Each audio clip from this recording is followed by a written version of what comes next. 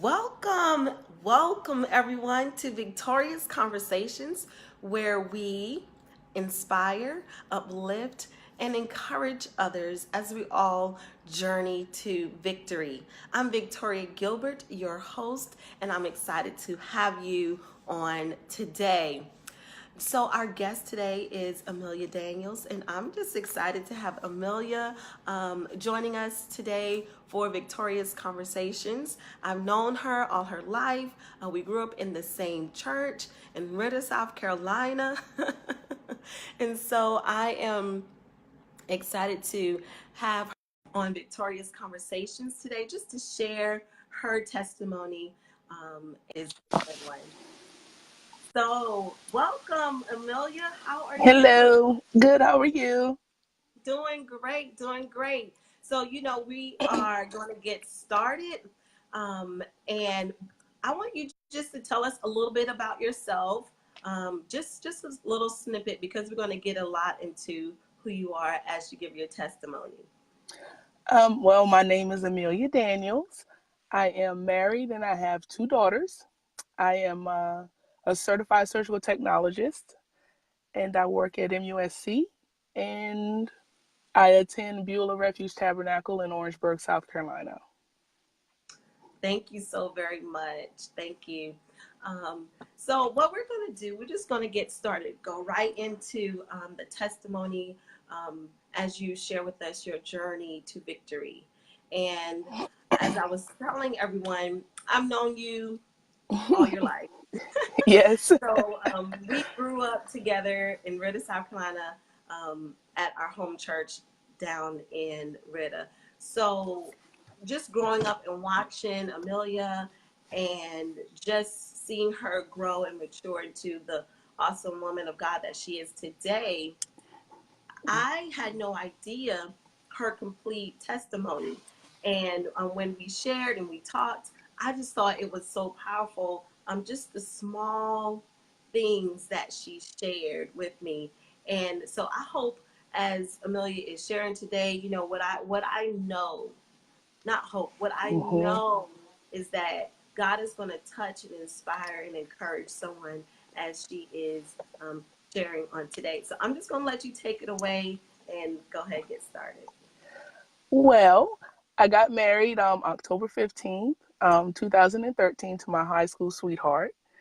And we always knew that we wanted kids. We even had names picked out since high school. So we always knew that we wanted children.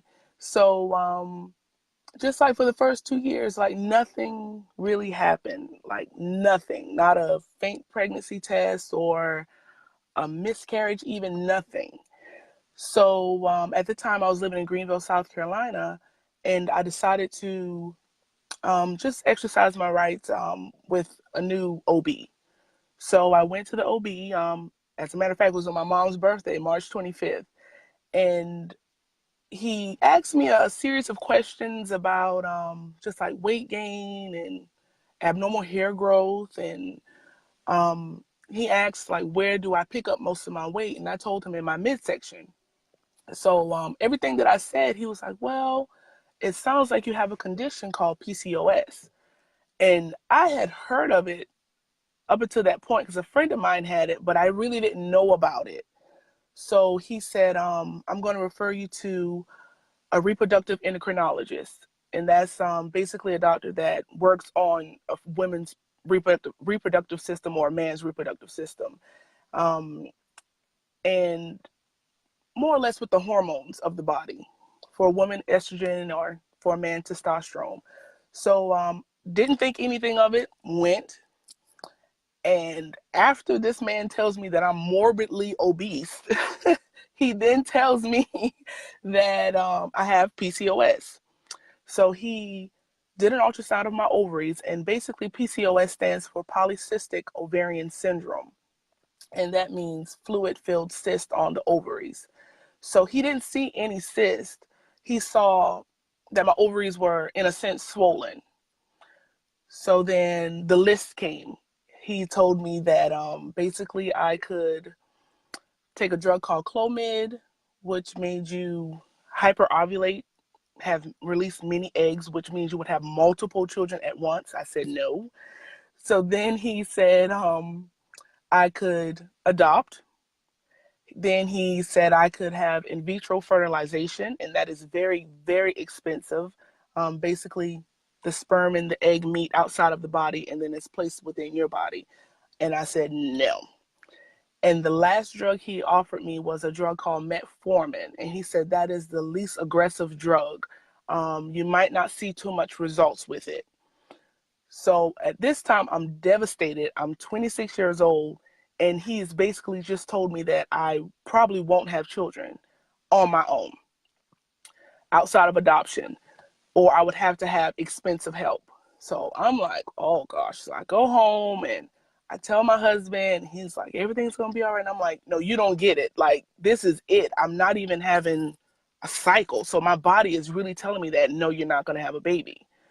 So by this time, um, my friend Crystal Gant was pregnant, and of course I shared it with her, and I told her, and it was like a magic door opened. Like, she let me do everything with her. I got to touch her belly, and I got to come over all the time, and she put me over her baby shower, and I was not jealous whatsoever. It was like I was on this pregnancy journey with my friend. I felt like I was pregnant, how much I was into it. I was at her house. If she didn't come to church, I was texting her husband, texting her like, "Where's Crystal?" Or I would go by or whatever. And when she had her baby, her little boy Mason, um, she didn't have too much help, so she let me come by for the entire week. I came by, I brought her and her husband food, and I got to take care of Mason like he was mine. Like, they didn't question it. They would give me Mason and they would go to sleep. So it was like Mason was mine. So then I shared a story on Facebook holding Mason, and I just basically told everyone my what had happened up until that point, that I probably won't be able to have kids, but I'm so grateful that Crystal gave me this opportunity to be with her on her journey and to be in Mason's life. The first week of his life, I took care of him.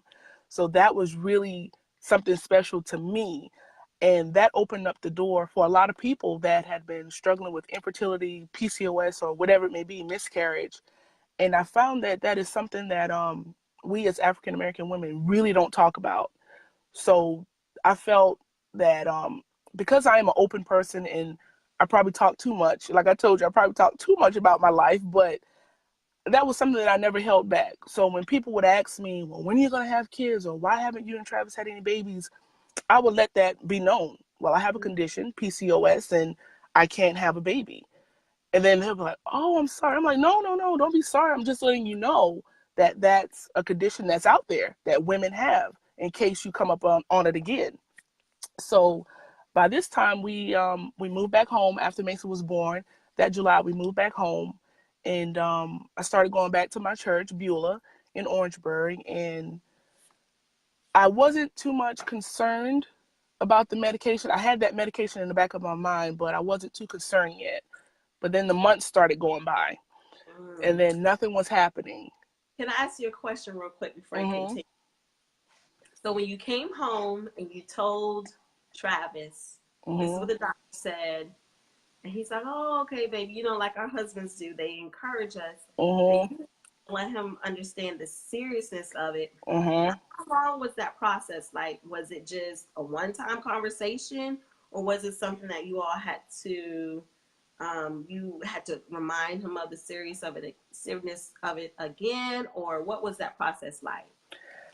It was a hard process because it began to become up, like, that conversation came up every day. I felt Mm-hmm. every day because I would come home tired. I would come home anxious or upset or depressed, and it would be something like my pants didn't fit that morning because I'm big in my stomach area, or my cycle didn't come on that month like I thought it did because I dieted just enough that I thought I lost weight that it would come on. So it was constant, constant, constant. So, but he, I mean, he still was the same. Like, it will happen. I'm like, no, you don't get it. Like, it is not gonna happen. It's not gonna happen. But I would definitely say daily. that came up every day. But he still stayed the same. I was up and down. I'm not gonna lie to you, I was up and down. And then I came back home and it was the same thing. And one day I was at work and I was talking to one of my doctor friends, and he asked me that question that I get asked all the time: when are you gonna have a baby? And I said, well, I have PCOS. And he was scoping, actually. He was doing a patient, he was scoping. He was like, oh, I've heard of PCOS. And he said, what are you doing about it? I said, well, this doctor told me this, that, and the third, and metformin. And he was like, oh, metformin is an awesome drug. He was like, yes, it really does wonders for people with PCOS. And I said, well, I don't like medication. So I said, I don't know if I'll give it a try. He was like, well, I would give it a try. You just never know. But I've heard women have babies on metformin with PCOS. So immediately I started more research, more research, more research. And by September, it was September 6th, I went to church. I was just so heavy that day, just because, for one, my dress that I wanted to wear didn't fit. That was the main thing. So I went to church. I was just so heavy. And my pastor, Bishop David A. Smith, he preached God, and it was actually God is greater than my I can't see how, but I always use the term bigger. And that message just stuck with me. I just felt like that was for me that day.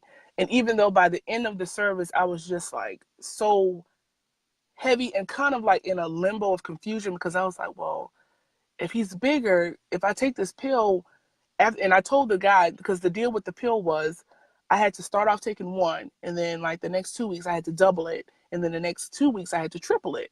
And that's a lot of medication. I was like, I already told this doctor I'm not doing it. I'm not taking that drug that way. And now here my pastor is saying God is bigger than my I can't see how. And I was like, I definitely can't see how this is going to work. So by the end of service, I decided to talk to his daughter Denise, and she encouraged me and she told me her story about her loss and what she went through, and then she prayed with me. And still that message stuck with me. And I ended up talking to his other daughter, Dolores, because she takes metformin. And metformin is a drug for people with diabetes. So when you have PCOS, your body acts like a type 2 diabetic. Even though I don't have diabetes, my body acts like a type 2 diabetic.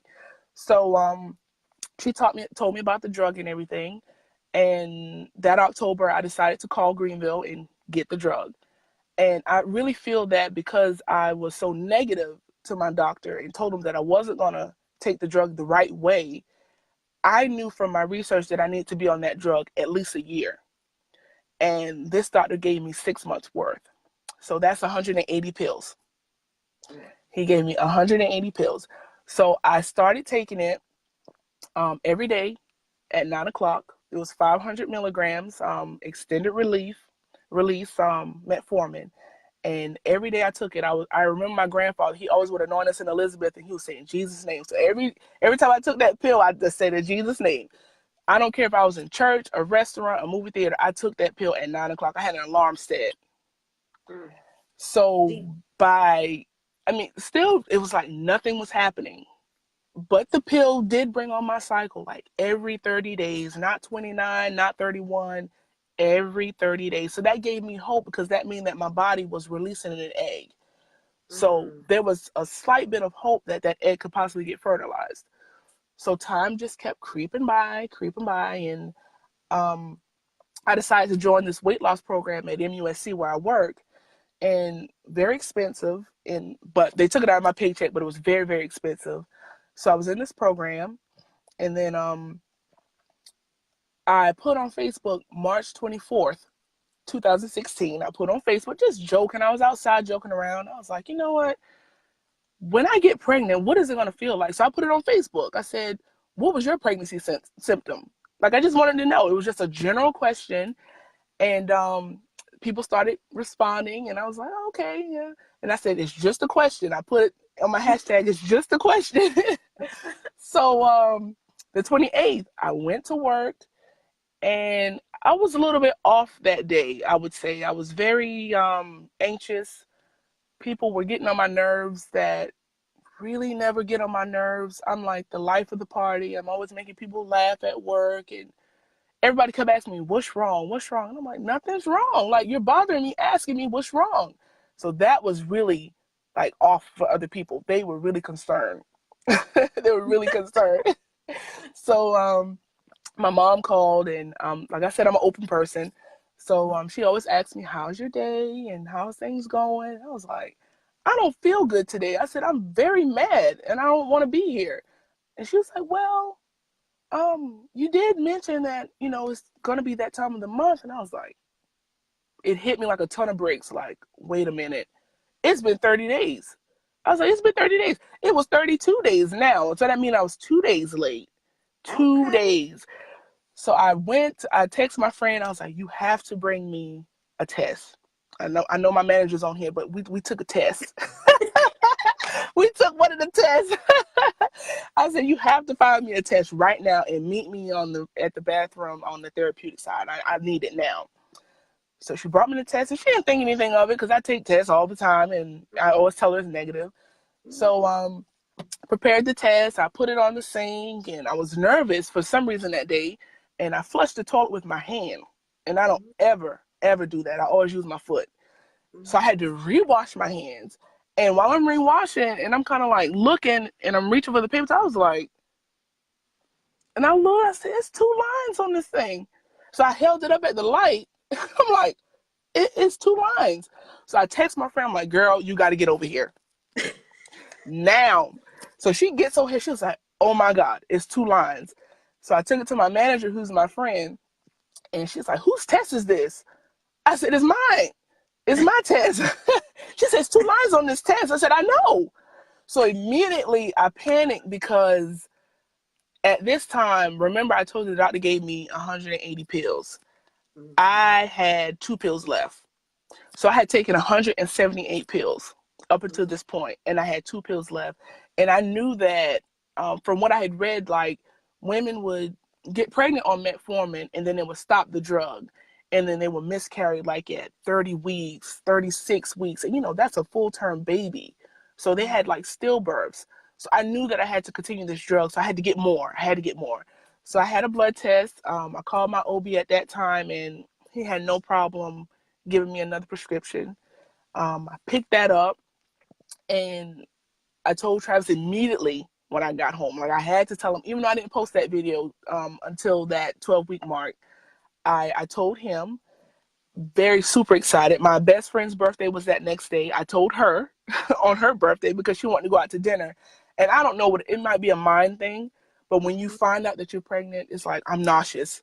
So she wanted to go out. So I was like, oh, I don't feel too good. I said, I don't feel too good or whatnot. So then I had to tell her why I didn't feel good.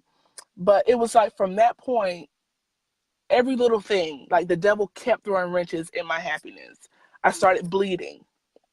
Um, and I went to the doctor, and there was 2 yolk sacs. So that means there were 2 babies. So, but by this time, he saw 1 embryo and just a yolk sac. So I lost one of the twins. And I was fine with that. I said, I'm fine. I'm definitely fine. As long as I have one, as long as I have someone. So I still kept bleeding throughout the first few weeks. And I went back again, and there was a heartbeat still. So I was happy about that. And right when we have that 12-week mark where they make sure everything is okay, and that's when people usually tell everyone that they're pregnant. They saw something on the ultrasound called echogenic bowel, and it's something common in Down syndrome children. So immediately, my ultrasound tech said, "I have to get someone to turn the baby. She's not turning," and she was gone for 20 minutes. And I looked at Travis and said, "Something's wrong." I said, something is wrong and they're not telling us. So she left out, one person left out, and 3 people came in. So I looked at him, I said, this is bad. So he blew the picture up, and he showed me on the baby's stomach the holes, and he explained to me what it was. And again, like this world, if something is wrong with the baby, they immediately tell you to abort. So that was my first option. He said, you can have an abortion, or we can put a needle through your abdomen and check the fluid to see if the baby's Down syndrome. And he said all those bad things. And then he said, or we could do a simple blood test and see. And I was like, you should have said that first. Like, no to the first two and yes to the test. So I had to postpone my announcement to tell the world that I was pregnant. So I postponed, and that was a agonizing 9 days that we had to wait on the results of this test. And in that 9 days, I spoke to my cousin Rosie, and she has a Down syndrome daughter named Courtney, and she explained. She said, people with Down syndrome kids, they're the lucky ones, they're the special ones. And I spoke to Denise again, and they told her the same thing about Madison, and that made me feel good. And I was like, okay, I can do this, regardless of what's happening. I can do this. So on the ninth day, they made me wait the entire 9 days to get the results.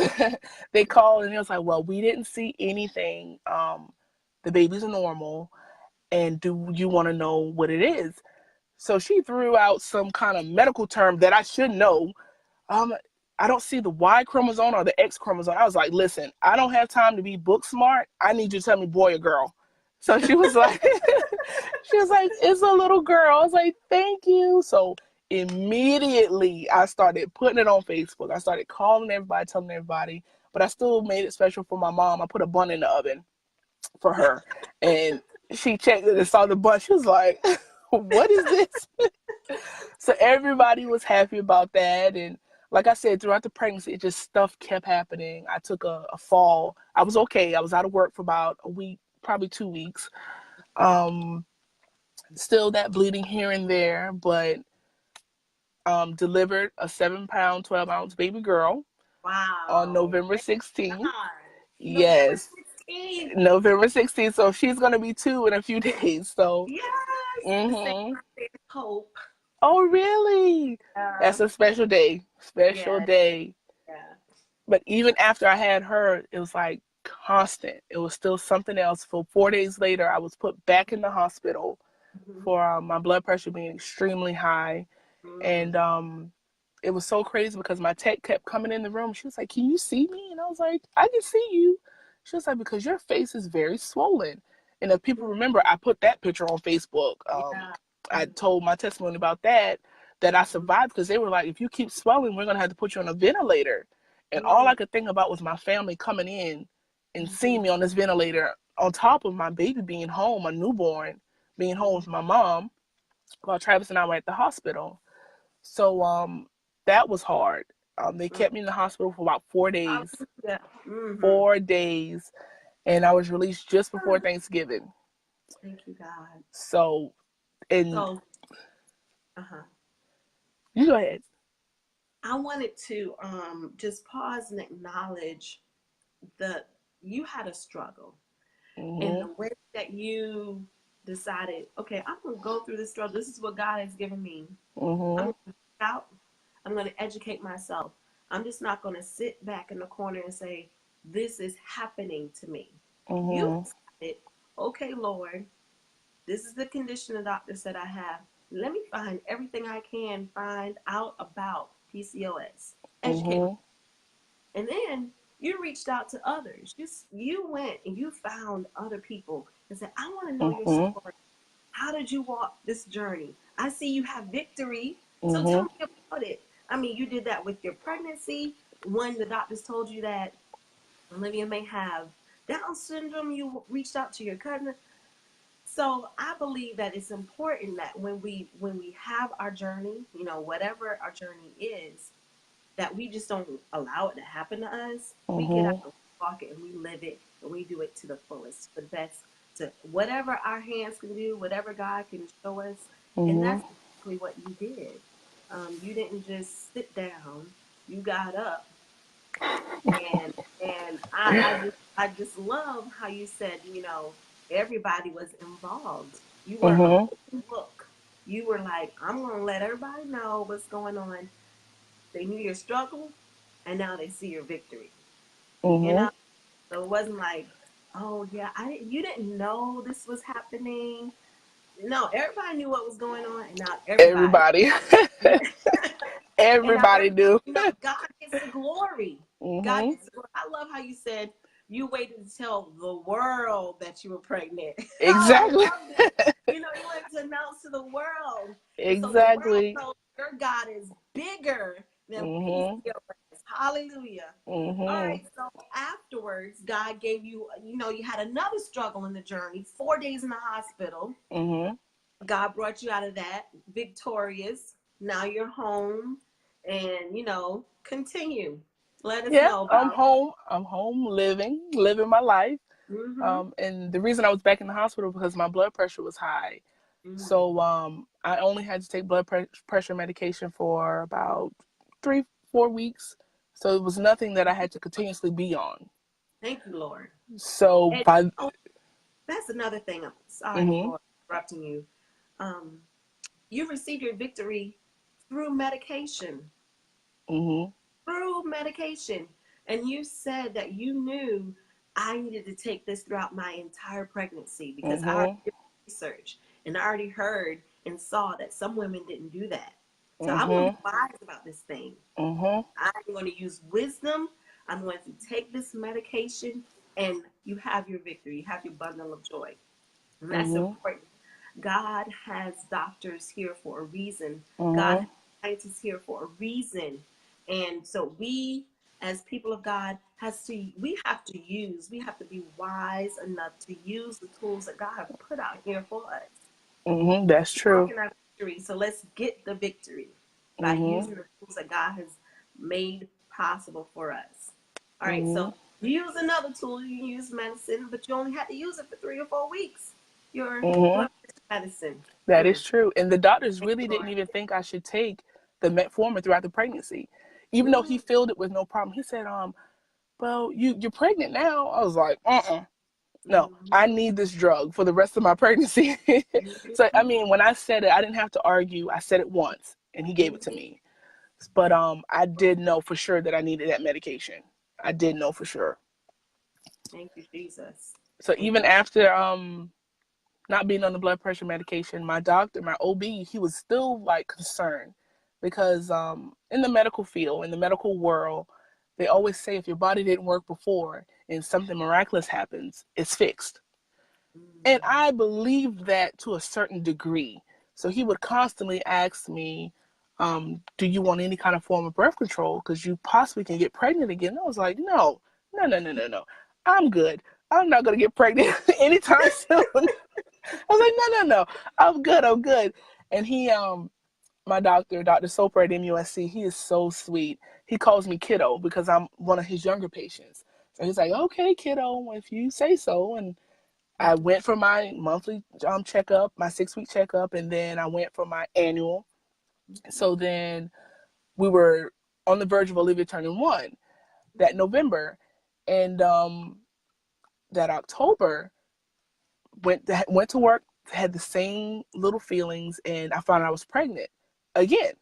And I was like, oh, Dr. Soper said that it could work.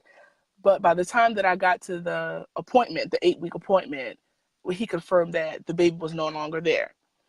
So that was something hard because I had friends that have had miscarriages, but I never quite understood how they felt. Mm-hmm. Um, and a lot would go through depression or be sad or down about it. And I can remember that initial day that I woke up and I had to go to the doctor, I was sad.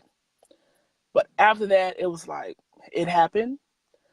I'm okay that it happened. I'm okay. My body is going to heal from this and I'm going to move on. So I don't remember being sad. I told everybody I had a miscarriage. My cousin Yolanda Green had a birthday party and I couldn't go. And I told her sister, Molly, I said, you tell her that I'm having a miscarriage and I wish I could be there. That's just how I am. I probably tell too much. I don't know. But that's just how I am.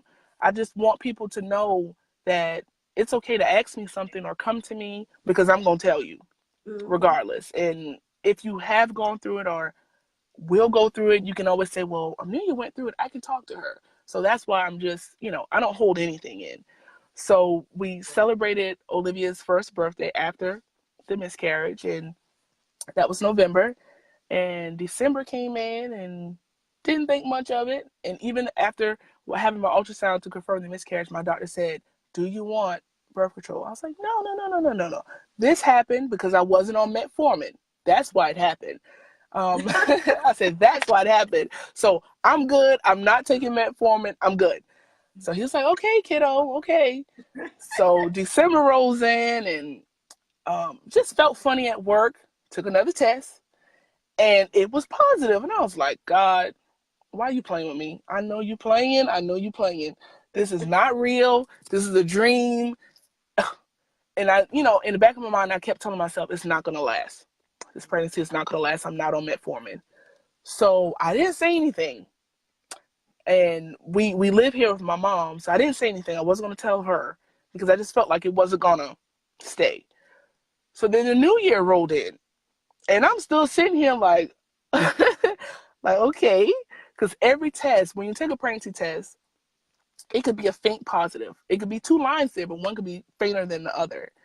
And if you test, if you're a test junkie like I am, if you test every other day or every 3 days, that line gets darker and darker and darker. So by this time, January, by the time I would put the drops on the test, the thing would be already positive by the time the urine gets the test. So I was really, really, really, really pregnant. So so my mom was in the room cleaning out Olivia's clothes. And I'm standing there, I'm like, don't throw that away. Don't give that away. She was like, why? She was like, she can't fit in this stuff. I was like, and she picked up one more outfit. I said, Mom, please don't get rid of that. She said, what, are you pregnant? And I was like, uh-huh. She said, you lying. She said, you're lying. She said, I got to go to the bathroom. I got to go pee. I got to go. So, and I had not been on any metformin. I had not been on any drugs. I had been getting a cycle like every 30 days, like I was on metformin. So my 8-week checkup to confirm pregnancy, my doctor was looking at me like, You didn't want birth control. exactly. He was like, you said that you wasn't gonna get pregnant, and here you are. He's like, well, let's see what we got. And when he did everything, that little heartbeat was just flickering on that screen. I was like, oh my gosh. Oh yeah. So then we find out, yes, it was nothing but God. Then we find out it was in fact another girl. So Mm. that pregnancy. That pregnancy I can say was a little rougher than Olivia because I started having contractions early on. So I got put out of work in June and I had Cree in August. So, but it was a fun, I guess my mom would say it was fun filled because she laughed at me the entire time. Fun filled delivery. It was safe. No complications Thank you, Lord. whatsoever. Yes, no complications. And just so what happened with Olivia wouldn't have happened, they put me on magnesium sulfate again. So my pressure didn't act up whatsoever. I had Cree that Sunday. That Monday I was home. Mm. So it was Thank like, yes, it was like, you had her, here she is, get out. So, and she was 6 pounds, 12 ounces in healthy pregnancy, other than the contractions, with no complications. It was amazing. No, so my 6 week appointment, he was like, well, kiddo, I said, yes, I'll take the birth control, Dr. Soper. I appreciate you. I thank you for believing in me, but I will take it. I said, I'm going to take you up on that offer. I said, you didn't have to ask me. You don't have to ask me anything. yeah. So I'm extremely, extremely grateful. And I mean, it is true to a certain degree that once your body overcomes PCOS, I mean, it can work. It still will work. Man, So, man. Well, oh, thank you. I really appreciate you being so transparent with us on today. Look, I know you have touched so many lives. Even before mhm, today, you shared with how people are always inboxing you and you're always mhm. just someone you're walking through Walmart and they're like, hey, I are know you the you. girl? Exactly. Yeah. Exactly. And so I know that God has placed a call in your heart.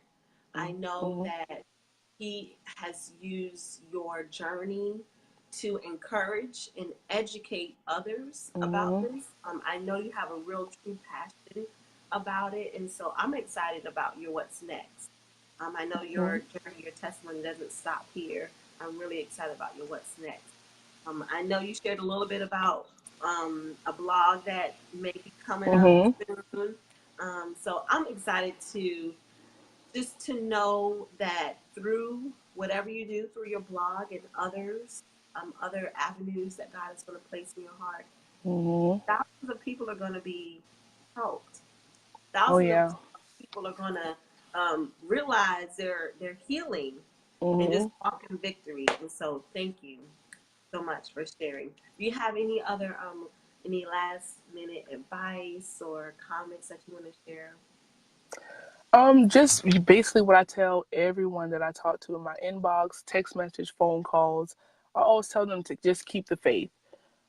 Like how you stated, doctors are here for a reason. Yes, they are. But even in that sense, with that doctor giving me 180 pills when he should have given me 365, basically, um, that was where my faith had to come in. So that's why I Mm, tell people always keep the faith, because I could have given up and said, I'm not even going to take it because you didn't even give me what I needed. And then on top of that, I didn't even take the drug the right way. I told him I wasn't going to take it the right way. I'm like, God going to fix the rest. Like, he's going to mm, step in because I'm not doubling and tripling it. I'm going to take one pill every day. So that was really um, a place where I had to exercise my faith, like totally my faith in that word from my pastor: God is greater than my eye can't see how. Or how I say, God is bigger than my eye can't see how. Because I couldn't see how. Even though I had talked all that trash to that doctor, and I was like, I'm not doing this, that, and the third, but yet somehow it's going to be done. So I had to bridge that gap with faith. So that's what I tell everyone. And I have found times where I'm actually ministering to people, because I get some people that even not even married. And I'm like, well, why do you want to have a baby when you're not married? Get married first. I said, do it the right way. And maybe God will bless that in that sense. And I've had two people gotten married and had a baby. Like, what? Look at yes, Jesus. just two people. And I mean, I don't bite my tongue. I'm, like I said, I'm an honest person. I'm Yeah. very open.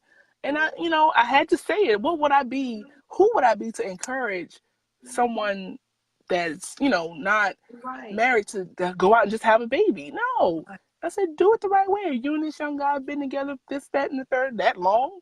Mm-hmm. Why not? Why Then have not? your baby. Why Thank not? you, Lord. Mm, Hmm. that's So amazing. I love it. I love how you said your husband's faith never wavered. Hmm. Travis, he always said, "It's gonna happen. It's gonna happen." It gets so aggravating sometimes, though. Right? You know. Um, Hmm. but God has, like you said, we have our husbands for a reason. So let's do this thing the right way, because as we're going through our struggles, we're gonna need that constant there. We're gonna Hmm. need somebody there who's always gonna give us that encouraging word, whose faith isn't wavering. And yes, it doesn't. It's not what we want to hear all the time. Hmm. It's always good to hear. So that was It a blessing. is. Mm-hmm. Hmm. Man. All right. Well, before we leave, will you close us out in prayer? I will. I will. Amen. Thank you. Lord, we thank you for this day. Though many woke in sadness, we are grateful for your mercy to see another day. Lord, we ask you that you comfort the hearts of the people struggling with addiction, depression, or even infertility. Touch their minds, letting them know that you are bigger. And from this day and forever, we'll bless your name. In your name we pray. Amen. Amen. Amen. Thank you again, Amelia, for being a guest on Victorious Conversations. I really appreciate it. It was an honor to have you come and share your testimony. Same here. Thank you so much. Well, you have a great rest of your day, everyone, and we appreciate you for joining us. Don't forget to like, comment, and share. Have a great day. Bye bye.